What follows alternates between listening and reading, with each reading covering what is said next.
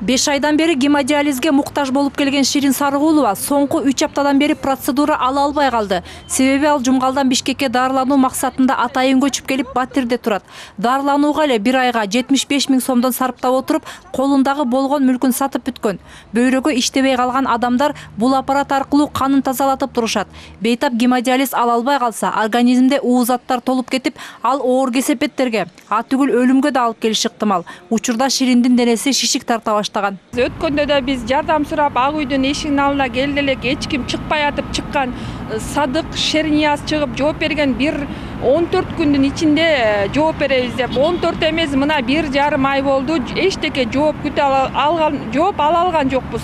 Өлкөдө гемодиализге muhtаж 500дөн ашуун бейтап бар. Анын 100дөйү мамлекеттик дарылоодо кезек жетпей, өз чөнтөгүнөн акча төлөп, медициналык клиникаларда дарыланышат. Бир эле процедура 6 000 сомдон. Аптасына эң аз дегенде 3 ирет жасалма бөйрөк аппараты аркылуу канды тазалатып туруу зарыл. Чыгым аны менен эле бүтүп калбайт. Гемодиализден чыккан соң Рикармон аттуу кымбат укол алууга туура келет.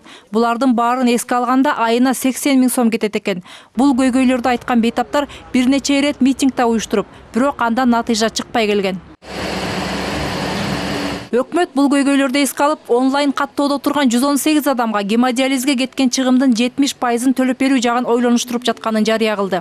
Аны Саламаттыкты сактоо министрлиги милдеттүү медициналык камсыздандыруу фонду менен биргеликте ишке ашырууну көздөп жатат. Бул үчүн бюджеттен 60 миллион сом бөлүнүптүр. Тиешелүү буйрук чыкса эле, ал акча жеке клиникаларга бөлүнөт дешет. Если, например, больной сейчас платит около $100. Эгер бейтап $100 төлөй турган болсо, биз анын кайсы бир бөлүгүн төлөп беребиз. Ал эми калган сумманы бейтап өзү төлөйт. Бирок биз жеке компаниялар менен сүйлөшүүлөрдү жүргүзүп жатабыз. Калган сумманы да бир аз төмөндөтүү боюнча. Себеби биз кепилденген каржылоо кылып жатпайбызбы? Бул менчик компаниялар үчүн да пайдалуу. Баасын бычып, жылдын аягына чейин ошол сумманы берип коелу деп жатабыз. Ошондо бейтаптар жыл соңуна чейин канча каражат төлөөрүн алдын ала билип алышат. Бирок өлкөдө бөйрөктүн өнөкөт илдетинин кесепетинен улам болгон мүлкүн жана мал жандыгын сатып түгөткөн жарандар арбын.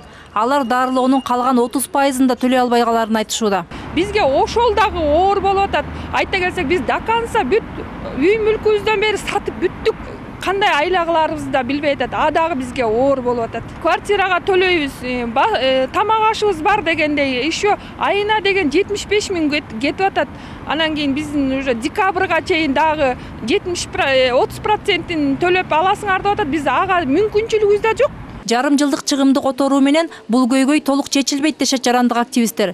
Бөлүнө турган 60 миллион сомго ооруканаларга гемодиализ аппараттарын сатып берип койсо, бейтаптар кезек күтпөй мамлекет тарабынан бекер дарыланмак дешет алар. Медиктердин айтымында бир гемодиализ аппараты $15 000 турат. Демек өкмөт бөлүп жаткан суммага 60 аппарат келет. Мындан улам укук коргоочулар өкмөт мүчөлөрүн кимдир бирөөлөрдүн жеке кызыкчылыгын көздөп, монополиянын күчөшүнө шарт түзүп жатат деп күмөн санашууда.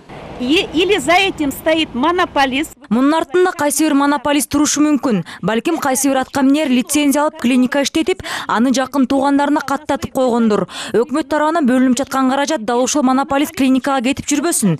Эмне себептен өкмөт мамлекеттин акчасын жеке клиника ээлеринин чөнтөгүнө салып бериши керек? 60 миллион деген өтө чоң акча. Же балким медициналык мекемелердин кызыкчылыгына иштеп жатышкандыр. Өлкөнүн баш мыйзамында Кыргызстан социалдык багыттагы мамлекет экени жазылган. Гемодиализге muhtаж жарандар өлкөнүн болгону бир гана пайызын түзөт.